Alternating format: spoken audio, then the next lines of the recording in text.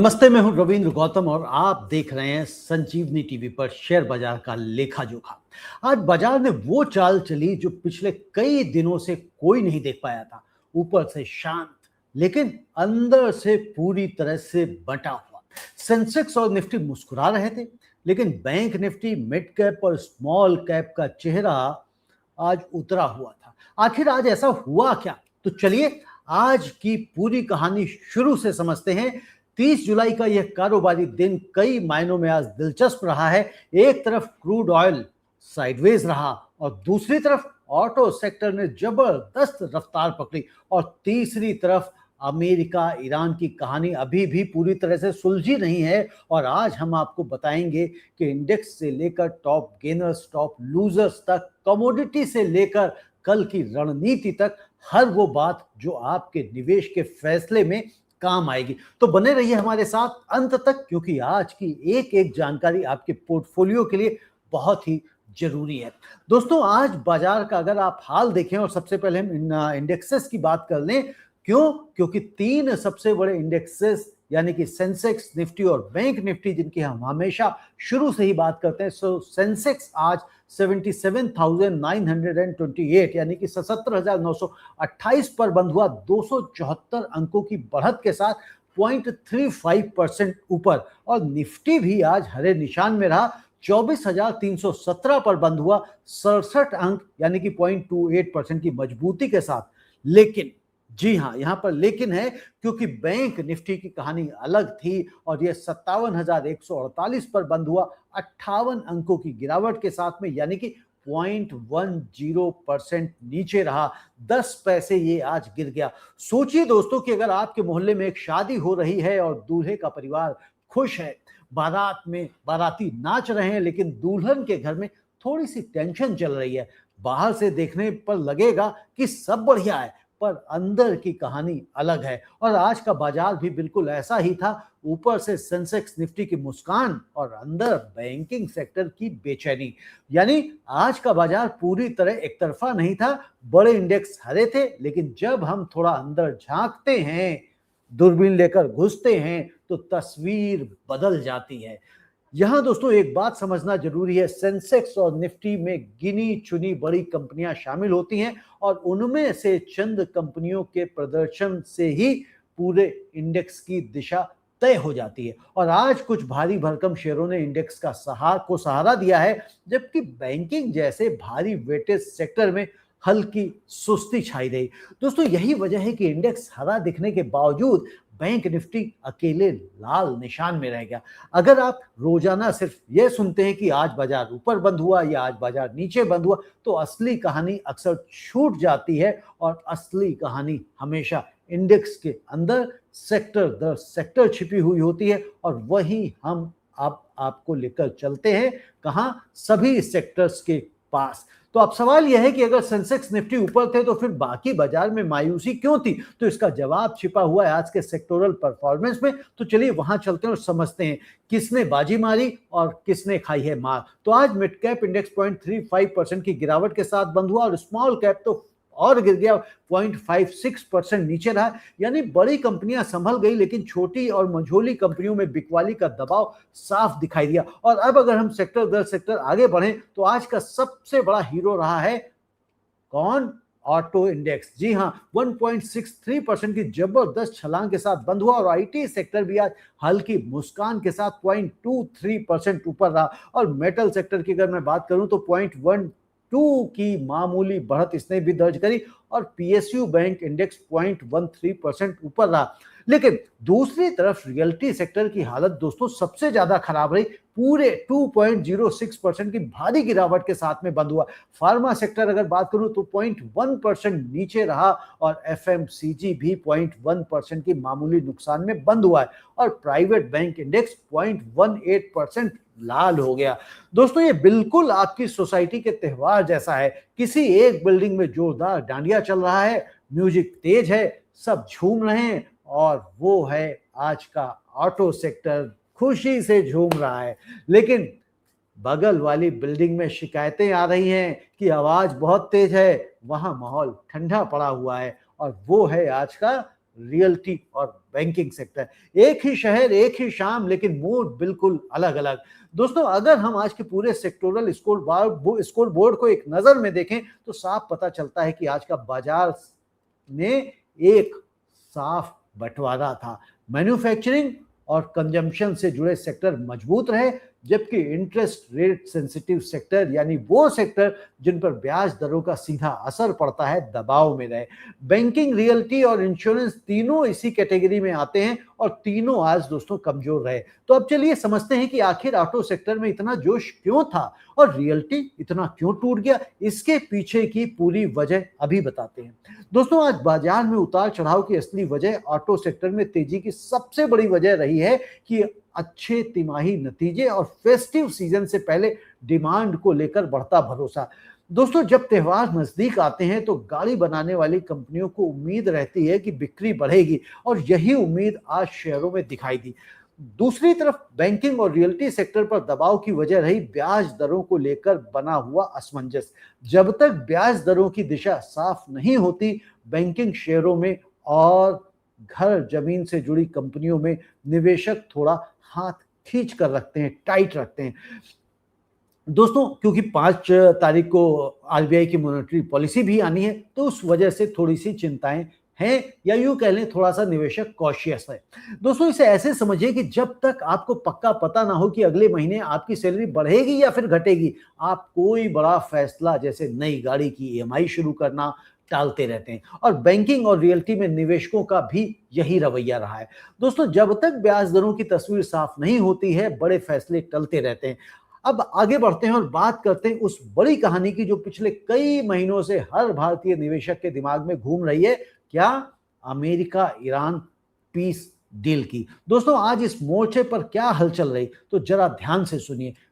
US Iran peace deal का ताजा हाल आप जान लीजिए। जैसा हम बीते कई हफ्तों से आपको बता रहे हैं कि अमेरिका और ईरान के बीच का यह टकराव सिर्फ 2 देशों की लड़ाई नहीं रहा, यह पूरी दुनिया के तेल बाजार की धड़कन बन गया है। पिछले कुछ दिनों में शांति की उम्मीदें फिर जगी थीं, लेकिन बीच बीच में तनाव भी लौटता रहा और यही उतार चढ़ाव क्रूड की कीमतों में आपको साफ झलक रहा है। दोस्तों, आज की स्थिति यह है कि स्ट्रेट ऑफ हॉर्मुज से तेल की आवाजाही फिलहाल ठीक ठाक है, लेकिन टेंशन पूरी सी तरह से बनी हुई है। लेकिन क्यों? क्योंकि हमले हो रहे हैं दोनों तरफ से, यानी कि अभी पूरी तरह से क्लैरिटी नहीं है कि स्ट्रेट ऑफ हॉर्मुज पूरी तरह से खुल गया है या फिर पूरी तरह से बंद है। दोस्तों, बाजार के जानकार मानते हैं कि जब तक कोई पक्का स्थायी समझौता सामने नहीं आता, क्रूड की कीमतों में यह उतार चढ़ाव आगे भी जारी रह सकता है। दोस्तों, ये बिल्कुल आपके ऑफिस में चल रही किसी बड़ी डील जैसा है। कभी खबर आती है कि डील लगभग पक्की हो गई है, बायर तैयार है, टीम में खुशी की लहर दौड़ जाती है। फिर अगले दिन पता चलता है कि क्लाइंट ने कुछ नई शर्तें जोड़ दी, माहौल फिर तनावपूर्ण हो जाता है, टेंशन बढ़ जाती है।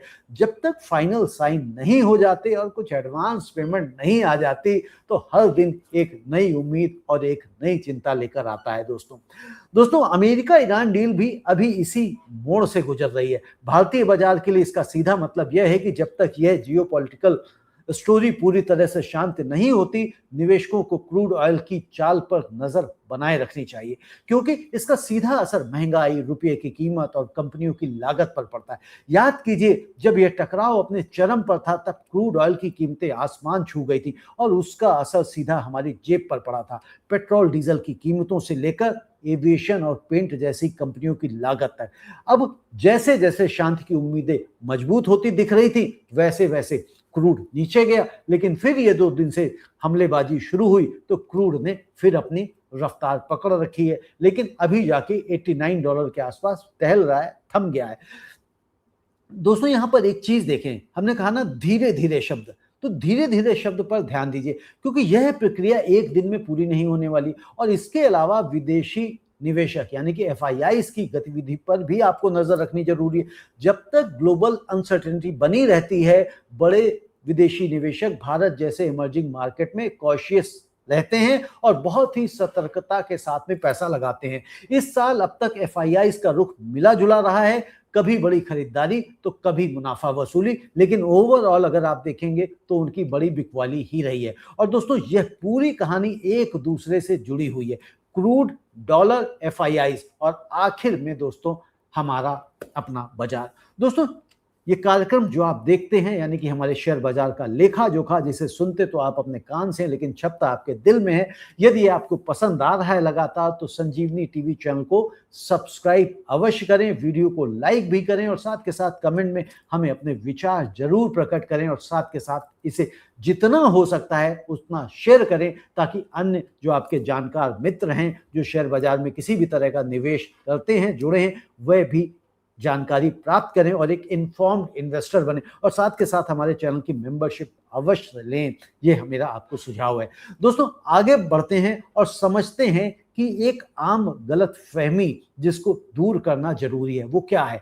बहुत से नए निवेशक सोचते हैं कि जिस सेक्टर में आज तेजी आई है वहां तुरंत पैसा लगा देना चाहिए, लेकिन सच यह है कि एक दिन की तेजी किसी सेक्टर के मजबूत होने का सबूत नहीं होती। असली भरोसा तब बनता है जब कोई सेक्टर लगातार कई हफ्तों कई महीनों तक अपना प्रदर्शन दिखाए। इसलिए आज ऑटो सेक्टर की चमक देखकर जल्दबाजी में फैसला लेने की बजाय कंपनी के फंडामेंटल डेटा और आने वाली तिमाही की उम्मीदों पर भी नजर रखिए और उसको जरूर पर रखिए। दोस्तों अब बढ़ते हैं आगे और समझते हैं आज के असली सितारों की तरफ, यानी कि वो टॉप 5 गेनर्स जिन्होंने इन्वेस्टर्स को मुस्कुराने का मौका दिया है। और वो 5 टॉप गेनर्स आज कौन है तो समझते हैं, देखते हैं और जानते हैं। लिख लीजिए और ये भी बताइए क्या ये आज आपके पोर्टफोलियो में थे। तो दोस्तों निफ्टी के आज के टॉप 5 गेनर्स में नंबर 1 पर रहा है महिंद्रा एंड महिंद्रा, जो 3,295 रुपए पर बंद हुआ है 2.25% की शानदार बढ़त के साथ में। और दूसरे नंबर पर रहा है कोल इंडिया, 417 रुपए पर बंद हुआ है 1.79% ऊपर। और तीसरे पायदान पर रहा है आयशर मोटर, 7,909 रुपए पर बंद हुआ है 1.67% की मजबूती के साथ में। और चौथे नंबर पर मारुति सुजुकी 14,180 रुपए पर बंद हुआ है 1.66% ऊपर। और पांचवें नंबर पर टाटा मोटर्स रही, 335 रुपए पर बंद हुआ और 1.55% की तेजी के साथ। गौर कीजिए इन पांचों में से 3 नाम सीधे ऑटो सेक्टर से जुड़े हैं और यह वही कहानी है जो हमने सेक्टोरल परफॉर्मेंस में देखी थी। दोस्तों आज ऑटो शेयरों का दिन था। महिंद्रा एंड महिंद्रा और मारुति जैसी कंपनियां पैसेंजर व्हीकल सेगमेंट की मजबूती दिखा रही हैं, जबकि आयशर मोटर्स और टाटा मोटर्स में भी फेस्टिव डिमांड की उम्मीद ने खरीदारी को बढ़ावा दिया है।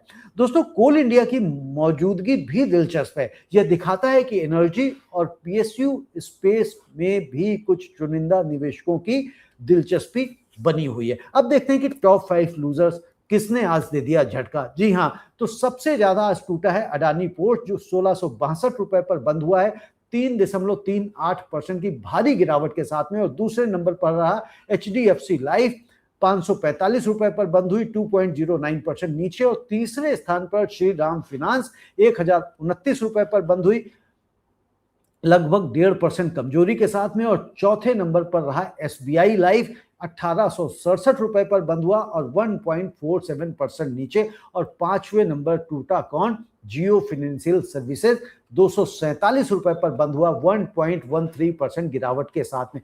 ध्यान दीजिए दोस्तों, आज के ज्यादातर लूजर्स फाइनेंशियल सर्विसेज से जुड़े नाम हैं, इंश्योरेंस, एनबीएफसी और पोर्ट्स लॉजिस्टिक्स सेक्टर से।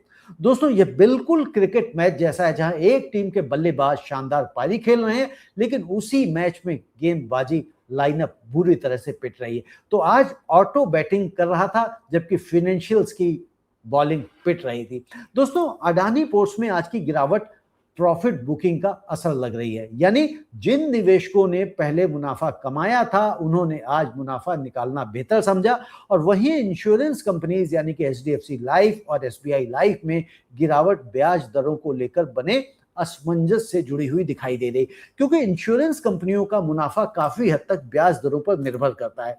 दोस्तों अब सिर्फ बड़े शेयरों की बात से पूरी तस्वीर नहीं बनती। जी हां, असली मूड जानने के लिए हमें देखना पड़ता है क्या पूरे बाजार में कितने शेयर ऊपर गए और कितने शेयर नीचे आए। और यह कौन बताता है, एडवांस डिक्लाइन रेशियो। जी हाँ, एडवांस डिक्लाइन रेशियो जो बाजार का असली थर्मोमीटर है। आज बाजार में कुल 1326 शेयर एडवांस हुए यानी कि ऊपर बंद हुए, जबकि 1975 शेयर डिक्लाइन हुए यानी कि नीचे बंद हुए। बाकी 118 शेयरों में कोई भी बदलाव नहीं आया।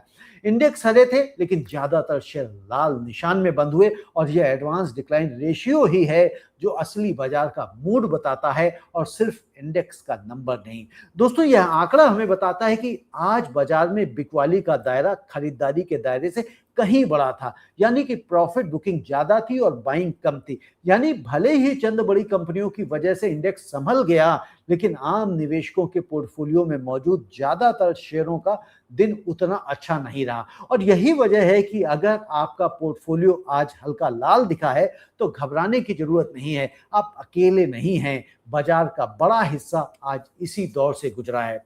दोस्तों, अब बात करते हैं उन 3 कमोडिटीज की जो हर भारतीय घर से जुड़ी है: सोना, चांदी और क्रूड ऑयल। गोल्ड, सिल्वर और क्रूड की अगर हम बात करें दोस्तों, तो आज सोना 1,42,565 रुपए पर टहल रहा है 0.55% की बढ़त के साथ में, और चांदी 2,18,456 रुपए पर टहल रही है 0.45% ऊपर। यानी जैसा हमने पहले बताया था कि क्रूड ऑयल में जब थोड़ी सी टेंशन होती है तो ये सेफ एसेट हेवन बन जाते हैं। दोस्तों, WTI क्रूड आज $83.6 पर बैरल पर चल रहा है, 1.02% नीचे आ गया है कल से अगर देखें। और ब्रेंट भी 89.97 $89.97 प्रति बैरल पर चल रहा है और 0.85% की गिरावट यानी कि लगभग $90 पर ही है। यानी जहां एक तरफ सोना चांदी में निवेशकों का भरोसा बना हुआ है, वहीं क्रूड में थोड़ी सी टेंशन भी चल रही है। दोस्तों, यहां पर एक दिलचस्प बात समझने वाली है कि सोना और चांदी अक्सर तब चमकते हैं जब दुनिया में अनसर्टेनिटी का माहौल हो, क्योंकि निवेशक इन्हें सेफ हेवन यानी कि सुरक्षित निवेश मानते हैं। अमेरिका ईरान डील को लेकर जो हल्की अनिश्चितता अब भी बाकी है और उसी कारण आज दोस्तों सोना चमक रहा है। अब हम बात करें कि सबसे जरूरी सवाल, सबसे जरूरी मुद्दा आज के शो का वो क्या है। वो ये है कि कल बाजार किस तरफ जा सकता है। हालांकि जब हम सुबह 7:30 बजे लाइव करते हैं तब आप सारी बात को समझ ही जाते हैं कि बाजार आज किस दिशा में जाएगा। रीजन, अभी तक की हम कहानी जो देख रहे हैं हम उसके बिहाफ पे एनालाइज करते हैं, लेकिन रात भर में जब हम सो रहे होते हैं तो जो वेस्टर्न मार्केट हैं वो किस तरह से काम कर रही हैं और उसका इम्पैक्ट क्या पड़ता है, उससे हमारा मार्केट सुबह का काफी हद तक तय होता है। लेकिन अभी के हिसाब से अगर देखें तो आपको स्ट्रेटजी क्या अपनानी चाहिए, तो चलिए समझ लेते हैं। तो कल की स्ट्रेटजी जानने के लिए सपोर्ट और रेजिस्टेंस हमें देखें तो निफ्टी के लिए दोस्तों कल का पहला सपोर्ट लेवल है 24,150 के आसपास, और अगर यह टूटता है तो फिर 24,000 का साइकोलॉजिकल लेवल है। और जैसा मैंने आज सुबह भी कहा था कि भाई 24,000 का साइकोलॉजिकल लेवल टूटने का फिलहाल कोई आसार नहीं नजर आता, क्योंकि इतनी मंदी मार्केट के अंदर नहीं है। आज मार्केट में जो भी थोड़ी बहुत मंदी आपने देखी है वो यूएस के मार्केट के कारण आई है, और साथ के साथ जो क्रूड ऑयल है, क्रूड ऑयल थोड़ा सा थम गया। अगर क्रूड ऑयल और आगे की तरफ बढ़ता तो फिर ये मंदी बड़ी हो सकती थी। रेजिस्टेंस की अगर मैं बात करूं तो 24,350 और उसके ऊपर 24,450 और फिर 24,530। 24,530 तभी पार करेगा जब कोई बड़ी और पॉजिटिव न्यूज आती है, अदरवाइज संभावना कम है कल के लिए। तो कल चूंकि फ्राइडे भी है और कल इस महीने का आखिरी ट्रेडिंग सेशन है और इस हफ्ते का भी। खैर, आगे चलते हैं, देखते हैं कि बैंक निफ्टी के लिए सपोर्ट कहाँ है। तो बैंक निफ्टी के लिए सपोर्ट है 56,800 के आसपास और उसके नीचे फिर 56,400। रेजिस्टेंस की अगर मैं बात करूं तो 57,500 पहला लेवल और उसके ऊपर 98,000 का साइकोलॉजिकल लेवल है। दोस्तों, सेंसेक्स के लिए सपोर्ट 77,500 के आसपास है और उसके नीचे 77,000 पर, और रेजिस्टेंस की अगर बात करूं तो 78,300 पर है और उसके बाद 78,800 का लेवल आप देख सकते हैं। दोस्तों, कल बाजार की चाल काफी हद तक क्रूड ऑयल और अमेरिका ईरान डील से जुड़ी खबरों पर निर्भर करेगी। अगर क्रूड में थोड़ी सी तेजी या थोड़ी सी नरमी आती है तो तेजी आएगी, तो जाहिर सी बात है बाजार में गर्मी आएगी, यानी कि गर्मी से मतलब है तेजी आने पे बाजार को लाल निशान की तरफ जाती हुई दिखेगी और अगर क्रूड ऑयल गिरता है तो बाजार में थोड़ी सी हम तेजी भी देख सकते हैं। लेकिन अगर दोस्तों मिडिल ईस्ट से कोई नई तनाव वाली, जैसा मैंने कहा, खबर आ गई तो फिर क्रूड बढ़ ही जाएगा। खैर एनीवे आगे चलते हैं, तो इस पे आपको नजर बना के रखनी है दोस्तों। ये इसको अगर इस तरह से आप समझें कि बिल्कुल ये ना मॉनसून के मौसम जैसा ही क्यों है, क्योंकि आसमान साफ दिख रहा है लेकिन आपको पता है कि कहीं दूर बादल बन रहे हैं क्योंकि मॉनसून का समय चल रहा है और आपने ऐसी भविष्यवाणियां भी सुनी हुई हैं। तो ऐसे में आप छाता साथ रखते हैं लेकिन घर से निकलना नहीं छोड़ते, यानी कि सतर्कता बरतते हैं। तो कल के बाजार में भी आपको यही सावधानी बरतनी चाहिए। सतर्क रहिए लेकिन घबराइए मत। निवेशकों को दोस्तों सलाह है कि फिलहाल ऑटो और आईटी जैसे मजबूत सेक्टर्स पर नजर बनाए रखें, लेकिन बैंकिंग और रियल्टी में एंट्री से पहले थोड़ा इंतजार करें जब तक साफ ट्रेंड ना दिखाई दे। और जब हम ये कार्यक्रम करते हैं तो हम इस कार्यक्रम के माध्यम से किसी तरह से आपको खरीदने, बेचने, होल्ड करने की सलाह नहीं देते। ये हमारा कार्यक्रम प्योरली फॉर एजुकेशनल पर्पस है, ताकि इस कार्यक्रम को देखकर आप अपनी इन्वेस्टिंग जर्नी को बेहतर बना सके और आपको इन्वेस्टिंग की समझ आपके अंदर डेवलप हो सके और ये भी आपको समझ में आए कि बाजार क्यों गिरता है और क्यों चढ़ता है और बाजार में आज जो हलचल हुई है उससे हमें क्या सबक मिलता है। तो हम उस बाजार से जो सबक मिलता है, आप डेली देखते हैं कि हम रोज ना रोज बाजार की हलचल से सबक सीखने का प्रयास करते हैं। तो आज भी हम सबक सीखेंगे और हमें ये बताइए कि आज आपके पोर्टफोलियो में लाली दिखाई दी है या फिर हरियाली दिखाई दी है। लाली दिखाई दी है तो क्या आप एक या दो सेक्टर्स में ही लगे हुए थे, या फिर हरियाली है तो फिर भी क्या एक दो सेक्टर में थे, या फिर आपका एक बैलेंस पोर्टफोलियो है यानी कि डाइवर्सिफाइड पोर्टफोलियो है। तो अगर आपका पोर्टफोलियो डाइवर्सिफाइड नहीं है तो पोर्टफोलियो को डाइवर्सिफाइड बना लें। तो दोस्तों खैर कुल मिलाकर अगर हम देखें तो कल बाजार एक वेट एंड वॉच वाली स्थिति में होगा, तो इसलिए उस पर आपको नजर रखनी है और बड़े इंडेक्सेस के लेवल आसपास अगर टकराव देखने को मिल सकता है और जब तक कोई नई बड़ी खबर नहीं आती है बाजार एक दायरे में आपको दिखाई दे सकता है। और अब चलते हैं और समझते हैं कि आज के बाजार से हमें क्या सबक मिला है जो हर निवेशक की यात्रा को थोड़ा और मजबूत बना सकता है। तो इन्वेस्टर्स के लिए दोस्तों आज का सबक जो निकल के आया है वो ये है कि आज के बाजार ने एक बहुत जरूरी बात सिखाई है कि सिर्फ इंडेक्स का नंबर देखकर बाजार का पूरा हाल मत आंकिए। सेंसेक्स और निफ्टी हरे थे लेकिन 1975 शेयर लाल निशान में बंद हुए और अगर आपने सिर्फ हेडलाइन देखी होती तो शायद आपको लगता कि आज पूरा बाजार खुश है।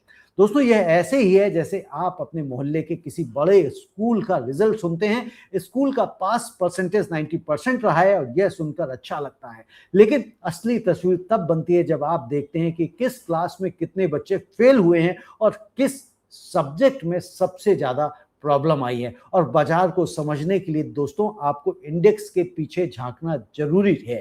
तो इसलिए हमेशा आप सिर्फ नंबर्स मत देखिए, उसके पीछे भी जाके। इसीलिए जब भी आप अपना पोर्टफोलियो देखें तो सिर्फ यह मत देखिए कि निफ्टी आज कितने अंक ऊपर या नीचे गया, यह भी देखिए कि आपके सेक्टर, आपकी कंपनियां किस दिशा में जा रही हैं। सेक्टर रोटेशन को समझना यानी किस समय में कौन सा सेक्टर चल रहा है और कौन सा सेक्टर पीछे जा रहा है, यही एक समझदार निवेशक को बाकियों से अलग बनाता है। तो आपका काम है बाकियों से अलग बनना और उसमें हम आपकी मदद करने का प्रयास कर रहे हैं। दोस्तों यह था आज का हमारा शेयर बाजार का लेखा जोखा। आपको हमारा कार्यक्रम कैसा लगा हमें कमेंट बॉक्स में लिखकर अवश्य बताएं। चैनल को सब्सक्राइब नहीं किया तो चैनल को सब्सक्राइब करें और साथ के साथ संजीवनी टीवी के मेंबरशिप लें और हमारे मिशन में शामिल हों। बहुत बहुत धन्यवाद। नमस्ते।